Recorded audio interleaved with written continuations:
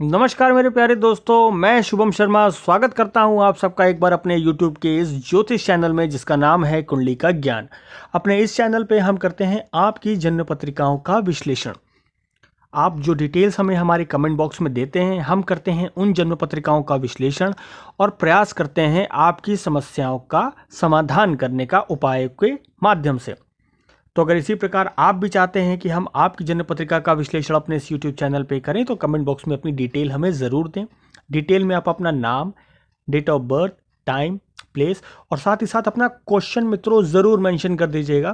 Question किसी भी field से रिलेटेड हो, जॉब से रिलेटेड हो, गवर्नमेंट जॉब से रिलेटेड हो, मैरिड लाइफ से रिलेटेड हो, लव लाइफ से रिलेटेड हो, या फिर कोई ऑब्स्टिकल हो जिसको आप रिमूव करना चाहते हो, या किसी राजयोग के बारे में जानना चाहते हो, किसी भी प्रकार का कोई भी क्वेश्चन हो वो आप अपने कमेंट बॉक्स में अपनी डिटेल के साथ ज़रूर मेंशन कर दीजिएगा, जिससे हम उस पर्टिकुलर पॉइंट पे विस्तृत रूप से चर्चा कर सकें। तो मित्रों, अपने आज के वीडियो में हम करेंगे एक और जन्म पत्रिका का विश्लेषण और साथ ही साथ ये भी जानेंगे कि ऐसे कौन से ग्रहों के योग होते हैं जो पारिवारिक कलह को जन्म देते हैं।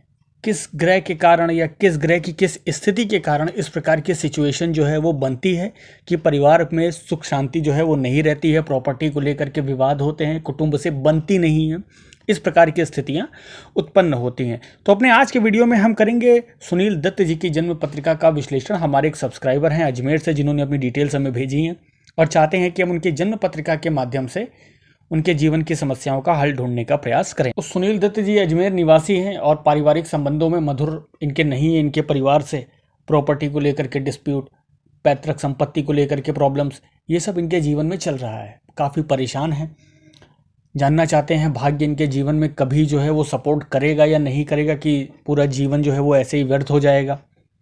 तो चलिए उनके जन्म पत्रिका के माध्यम से उनके इन प्रश्नों के उत्तर ढूंढने का प्रयास करते हैं और चलते हैं सीधे उनकी जन्म पत्रिका पे। तो मित्रों, आपको एक कुंडली दिखाई दे रही होगी, 2 नंबर से शुरू होती है कुंडली, यानी वृष लग्न की कुंडली, और लग्न में ही शुक्र विराजमान है। मित्रों, यहाँ पे तो मालव्य योग बन रहा है, सभी प्रकार के सुख सुविधाएं देने वाला योग बन रहा है, और साथ ही साथ बुध भी विराजमान है। तो शुक्र और बुध मिलकर के लक्ष्मी नारायण योग का निर्माण करते हैं, और इस योग की सीधी दृष्टि पड़ती है पत्नी स्थान में, तो पत्नी भी लक्ष्मी के समान। साथ ही साथ लग्न में ही जो है वो उच्च राशि के चंद्रमा विराजमान है, जो कि अत्यंत अट्रैक्टिव पर्सनैलिटी का व्यक्तित्व इनको प्रदान करते हैं। ये भी कुंडली में पॉजिटिव। अब चलिए कुंडली में आगे चलते हैं। कुंडली के द्वितीय भाव में जहां पर सूर्य और राहु विराजमान है, ये इस कुंडली के लिए सबसे बड़ा निगेटिव पॉइंट है। सूर्य और राहु का ग्रहण योग बन रहा है, वो भी धन स्थान में, साथ ही साथ कुटुंब के स्थान में। यही वो कारण है जिसकी वजह से पारिवारिक संबंध मधुर नहीं रहते, कुटुंब से जो है वो दिक्कत आती है, पैतृक संपत्ति की जो है वो समस्या आती है, आदमी सेटिस्फाइड नहीं हो पाता, जातक सेटिस्फाइड नहीं हो पाता। इस प्रकार की समस्याएं इस प्रकार का योग देता है, क्योंकि राहु सूर्य के ऊपर लगाते हैं ग्रहण, और सूर्य इनके सुख के कारक हैं, और वो धन भाव में जाकर के विराजमान हो गए जहां पर राहु ने ग्रहण लगा दिया। मेन प्रॉब्लम इनकी कुंडली की यही है कि इनकी कुंडली में सूर्य और राहु का ग्रहण योग बन रहा है। सूर्य एक योग कारक प्लैनेट है, सुख देने वाले इनके कुंडली में बनते हैं, परंतु वो ग्रहण से युक्त है, इसलिए जीवन में सुखों की कमी, और कुटुंब के स्थान में है इसलिए कुटुंब से नहीं बनती। कुटुंब की तरफ से समस्या, वाणी को लेकर के समस्या, वाद विवाद की स्थिति, अक्सर किसी भी प्रकार की सिचुएशन हो, बात कर रहे हो किसी टॉपिक को लेकर के, तो वो वाद विवाद का रूप ले लेता है। इस प्रकार की स्थिति राहु और सूर्य यहाँ पर क्रिएट करते हैं। अब कुंडली के चतुर्थ भाव पे चलते हैं, जहां पर मंगल विराजमान है। मंगल इस कुंडली में सप्तम भाव के स्वामी बनते हैं और सुख स्थान में विराजमान है, पूर्ण रूप से मांगलिक व्यक्ति हैं। मंगल भी यहाँ पे अच्छी पोजीशन में है, और सुख सुविधाओं में इजाफा करना यहाँ पर मंगल का काम था, परंतु इस भाव के जो स्वामी हैं वो राहु के साथ विराजमान है और ग्रहण योग का निर्माण कर रहे हैं। कुंडली का ये दूसरा निगेटिव पॉइंट। अब आगे चलते हैं कुंडली के अष्टम भाव में, जहां पर केतु विराजमान है। कुंडली के अष्टम भाव में केतु विराजमान होना मित्रों ये दर्शाता है कि अपनी दशा अंतर दशा में सदैव कष्ट, इनकम बाद में होगी, पहले सामने खर्चे दिख जाते हैं, मृत्यु तुल्य कष्ट, लोगों की बातें सुनना, इस प्रकार की स्थिति जो है ये इस प्रकार के केतु उत्पन्न करते हैं। अब बात करते हैं कुंडली के नवम भाव की, जहां पर शनि विराजमान है। शनि यहाँ पर स्वग्रही हो जाते हैं और शनि जब स्वग्रही होते हैं स्थान वृद्धि करते हैं, भाग्य में तरक्की करते हैं, भाग्य स्थान में विराजमान तो भाग्य में वृद्धि करेंगे। 7वीं दृष्टि से पराक्रम भाव को देखते हैं तो पराक्रम में वृद्धि करेंगे। तीसरी दृष्टि से जो है वो इनकम स्थान यानी लाभ स्थान को देखते हैं, 11वें स्थान को देखते हैं तो लाभ में वृद्धि करेंगे। अब इतनी सारी चीजें तो इनके शनि की वजह से पॉजिटिव चल रही है, साथ ही साथ इनकी कुंडली में शनि की महादशा भी चल रही है। अब आगे चलते हैं कुंडली के 11वें स्थान में, जहां पे स्वग्रही गुरु विराजमान है। लाभ स्थान में स्वग्रही गुरु विराजमान है, गुरु की दृष्टि पड़ती है। पंचम स्थान में संतान प्राप्ति के योग बनाते हैं, रिकॉग्निशन के योग बनाते हैं, साथ ही साथ इनकम के योग, फ्रेंड सर्कल बड़ा होता है ऐसे व्यक्तियों का, अच्छे लोगों से दोस्ती होती है जब गुरु इस पोजीशन में होते हैं, तो सपोर्ट करने वाले व्यक्ति जो हैं वो इनके दोस्त बनते हैं।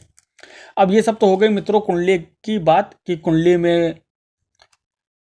शुक्र मालव्य योग बना रहे हैं, बुध और शुक्र मिलकर के जो है वो लक्ष्मी नारायण योग बना रहे हैं, चंद्रमा जो है वो उच्च राशि के हैं, प्लीजिंग पर्सनैलिटी दे रहे हैं, शनि भाग्य स्थान में स्वग्रही हैं, गुरु लाभ स्थान में स्वग्रही हैं।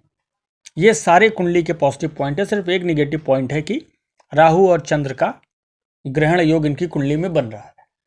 ये हमने आपको बताया कि पैतृक संपत्ति से रिलेटेड प्रॉब्लम, कुटुंब से रिलेटेड प्रॉब्लम देंगे ही देंगे। तो अब ये जानना चाहते हैं कि इनके भाग्य में कब जा करके जो है वो भाग्य उन्नति होगी, सारा जीवन इनका संघर्ष में निकल गया। तो मित्रों सबसे पहली बात, अभी शनि की महादशा चल रही है और शनि 29 डिग्री के हैं, स्वग्रही हैं, पूर्ण रूप से अपने ही घर में विराजमान है, किसी पाप ग्रह की दृष्टि भी इनके ऊपर नहीं पड़ती है।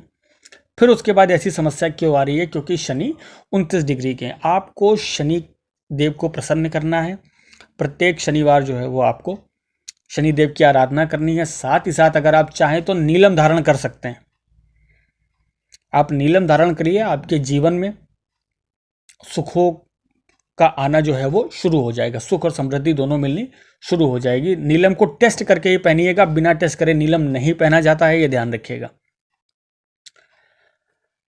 आपके जीवन में शनि की दशा 2029 तक रहेगी, तो ये समय काफी अनुकूल चल रहा है आपके लिए। आप नीलम धारण करें, शनिदेव की आराधना करें, और यदि कोई विपत्ति आती है, बड़ी समस्या आती है, तो बुद्ध देव की यानी गणेश जी की आराधना करें, आपके जीवन के सभी प्रकार के दुखों का समाधान होगा। तो मित्रों ये था इनकी जन्म पत्रिका का विश्लेषण और ये थे इनके प्रश्नों के उत्तर। हम आशा करते हैं आपको हमारा वीडियो पसंद आया होगा। अगर इसी प्रकार आप भी चाहते हैं कि हम आपकी जन्म पत्रिका का विश्लेषण अपने यूट्यूब चैनल पे करें तो कमेंट बॉक्स में अपनी डिटेल हमें ज़रूर दे दीजिएगा। साथ ही साथ अगर आप चाहते हैं कि हम इसी प्रकार से निस्वार्थ भाव से आपकी सेवा करते रहें तो हमारे चैनल को सब्सक्राइब और वीडियो को लाइक करना मत भूलिएगा। हम बहुत जल्द आपसे मिलते हैं अपने अगले वीडियो में, तब तक के लिए मित्रों बहुत बहुत धन्यवाद।